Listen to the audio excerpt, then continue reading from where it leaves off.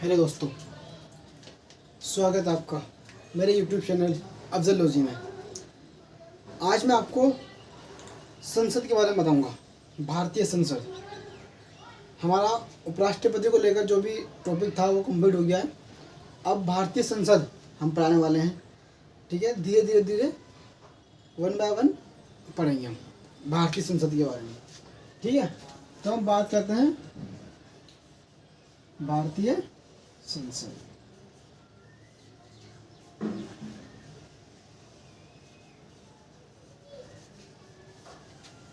भारतीय संसद, सबसे पहले बात करते हैं भारतीय संसद की जो जननी है।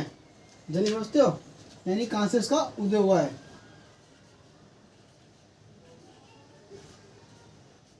जननी है वो है ब्रिटेन। यानी कहने का मतलब है कि भारतीय संसद को कहाँ से लिया गया है, वो ब्रिटेन से लिया गया है। यानी भारतीय संसद की जननी क्या है, ब्रिटेन है। ठीक है, लेकिन अगर बात करें कि संसद शब्द कहाँ से लिया गया है, संसद शब्द कहाँ से लिया गया, वो लिया गया फ्रांस से। ठीक है, उदय कहाँ से हुआ है, ब्रिटेन से। शब्द कहाँ से लिया गया है, फ्रांस से।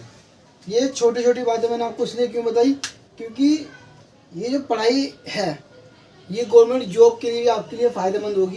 क्योंकि वहाँ पर ये शब्द कहाँ से लिया गया है, जननी किसे कहते हैं, वहाँ पे से क्वेश्चन पूछ जाते हैं। ठीक है, भारतीय संसद क्या होती है मैं आपको वो बताऊंगा अभी, लेकिन अभी हम चर्चा कर रहे हैं संसद वर्ड को लेकर कि ये कहाँ से लिया गया है, जननी क्या है, शब्द कहाँ से लिया गया है। ठीक है, ये हो गया। अब बात करते हैं हम इसकी कि भारतीय संसद एक्चुअल में करती क्या है। मैं आपको मेनली बता देता हूँ, फिर प्रैक्टिकल बताऊँगा।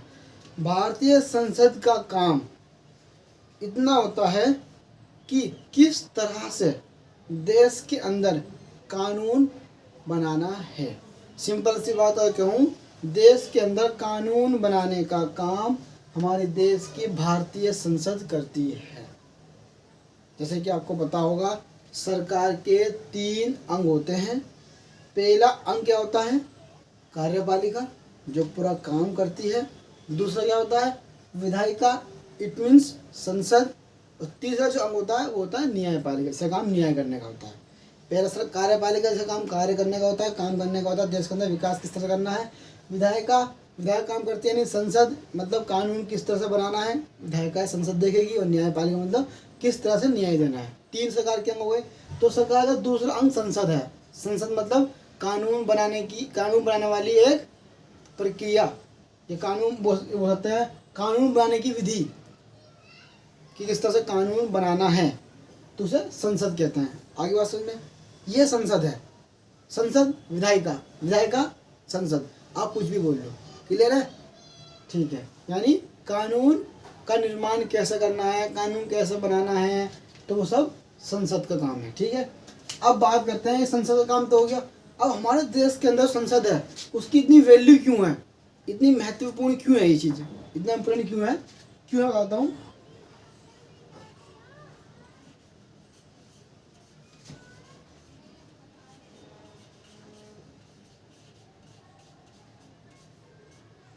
भारतीय संसद भारत देश के अंदर संपन्न संप्रभु सत्ता है।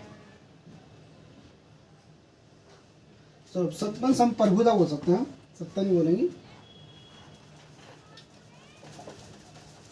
संपन्न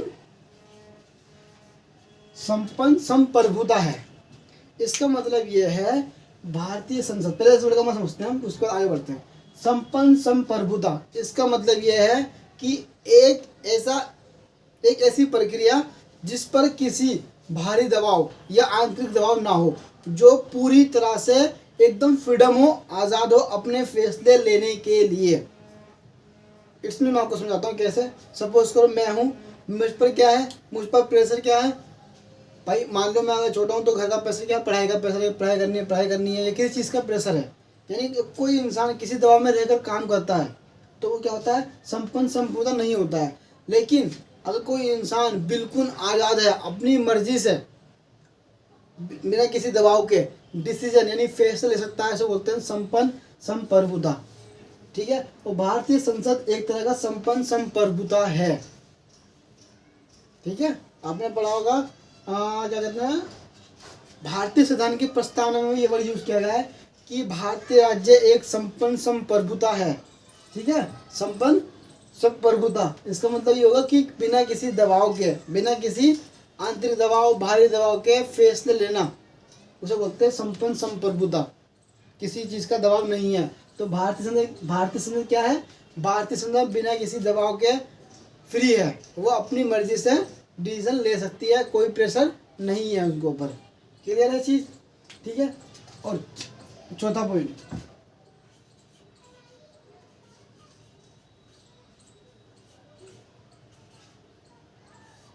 अंतर्राष्ट्रीय संधि लागू करना।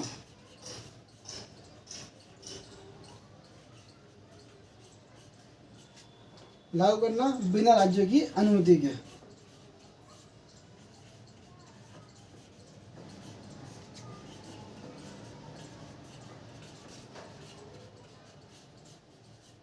अब इसका समझिए, अंतर्राष्ट्रीय संधि मतलब कहने का मतलब यह है कि संसद को इतना अधिकार है कि अगर अंतर्राष्ट्रीय संधि देश भर में लागू कर रहे हैं तो वो बिना राज्य की अनुमति से लागू की जा सकती है। एग्जाम्पल की अगर मैं समझाता हूँ, सपोज करिए हमारे देश के प्रधानमंत्री बाहर गए, ठीक है, किसी देश के साथ गए, ठीक है, वहाँ पर एक संधि करी, एक समझौता करा कि भाई किसी कंपनी के साथ कि भाई ठीक है, अब हमारे यहाँ पर आना, देश के अंदर यहाँ पे फैक्ट्री लगाना और फिर माल को सप्लाई करना।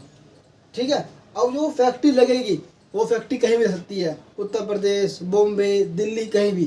ठीक है, तो वो फैक्ट्री लगने की जगह है, उस जगह की अनुमति राज्य से नहीं ली जाएगी। ठीक है, अगर राज्य से अनुमति लेंगे तो जो हमारे देश के प्रधानमंत्री की कोई इज्जत ही नहीं, फिर समझ लो, मैंने बता रही है संपन्न संप्रभुता है संसद हमारी। तो संसद को अधिकार है, संसद के अंदर प्रधानमंत्री बैठते हैं, संसद के अंदर ही प्रधानमंत्री बैठते हैं, वो संसद के ही तो एमपी होते हैं, समझ लो। तो संसद को इतना अधिकार है कि अगर प्रधानमंत्री किसी देश के समझौता करते हैं, हमारे देश के अंदर यहाँ पर काम कीजिए, फैक्ट्री लगाइए, तो उसके लिए आप राज्य की अनुमति नहीं लोगे। ठीक है, तो बिना राज्य की अनुमति के आप समझौता कर सकते हो, ये अधिकार है संसद को। ये छोटी छोटी बातें लेकिन बहुत इंपॉर्टेंट बातें हैं संसद के बारे में आपको बता रहा हूँ। ये क्या, संसद का परिचय हो गया, भारतीय संसद का परिचय। ठीक है, उसके बाद बात करते हैं हम यहाँ पे इसकी आर्टिकल 89 में। अब बात करते हैं भारतीय संसद की संविधान के अंदर कहाँ पर चर्चा की गई है। तो आर्टिकल 79 में भारतीय संसद की चर्चा की गई है। इसमें कहा है कि इसमें कहा गया है कि भारतीय संविधान संगठन कहता है कि भारत के अंदर एक संसद होगी और संसद के 3 अंग होंगे। क्या होंगे? संसद के 3 अंग होंगे। अब यहाँ पर समझना, पहले लोकसभा प्लस राज्यसभा प्लस राष्ट्रपति। अब समझना पहले, अब मैं किसकी बात कर रहा हूँ। भारतीय संविधान 79 के अनुसार भारत के अंदर एक संसद होगी और संसद के 3 अंग होंगे, लोकसभा, राज्यसभा और राष्ट्रपति। क्लियर है? अब बात हमने बोली है कि 3 अंग होंगे, 3 सदन नहीं होंगे। कंफ्यूजन दूर करनी है। भारतीय संसद के सदन होते हैं। कितने होते हैं सदन? सदन होते हैं 2। सदन कितने होते हैं? 2। अंग कितने होते हैं? 3। कंफ्यूज होने की जरूरत नहीं है। जब बात आए कि संसद के कितने अंग होते हैं तो संसद 3 चीज से मिलकर बनती है, लोकसभा, राज्यसभा, राष्ट्रपति। लेकिन अगर बात करें कि संसद के कितने सदन होते हैं तो संसद के 2 सदन होते हैं, लोकसभा प्लस राज्यसभा। लोकसभा प्लस राज्यसभा। ये समझ में आ गया आपको? ठीक है, चलिए अब बात करते हैं यहाँ पे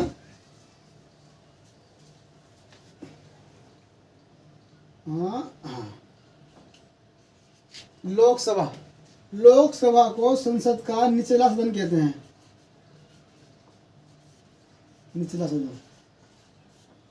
ठीक है, राज्यसभा को संसद का ऊपरी सदन कहते हैं, अपर हाउस। ठीक है, अब एक चीज यहाँ पे समझने वाली बात है संसद के दो सदन होते हैं, लोकसभा और राज्यसभा, ठीक है। और संसद के जो अंदर बैठते हैं सदस्य उनको कहते हैं सांसद। क्या कहते हैं? सांसद, यानी मेंबर ऑफ पार्लियामेंट। अब बात आती है कि भाई सांसद कौन सा, लोकसभा का राज्यसभा का?